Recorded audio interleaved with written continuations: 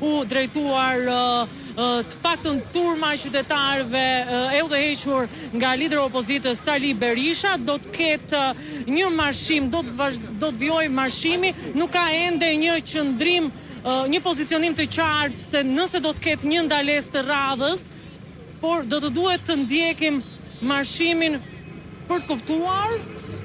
Po, është skenari protestës i cili mbetet i pa zbuluar. Po. Po zbulohet hapas hapi. Drejt të sheshit Skënderbej. Dhe do të presim nga ana e përfaqësuesve, ndërkohë që është duke u hedhur sërish flakadan dhe ndoshta me gjas një kuntrapërgjigje me gaz lotësielës. Do të presim se çfarë ndodh.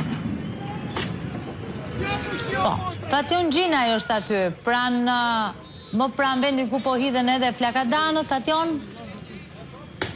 Po, Armela, jemi në afërsi të Bankës së Shqipërisë dhe selisë Partisë Socialiste.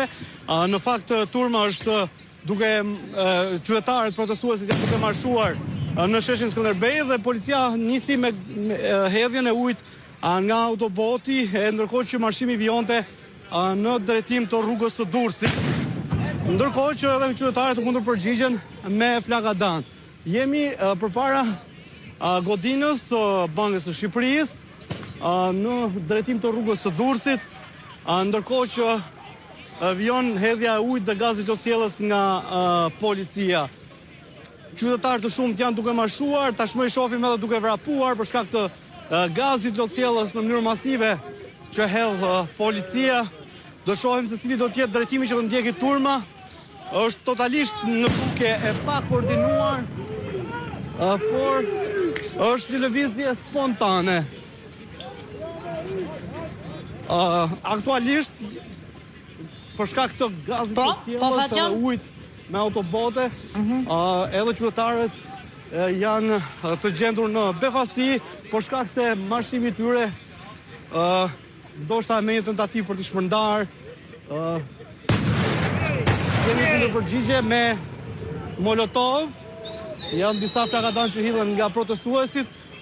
Tashmë dy grupime qytetarësh po bashkohen. Armand Varfi na sjell pamjet nga drejtimi që vjen nga Katedralja Katolike Ortodokse, ndërkohë që nga ana tjetër është një numër i madh qytetarësh që vinë nga sheshi Skënderbej.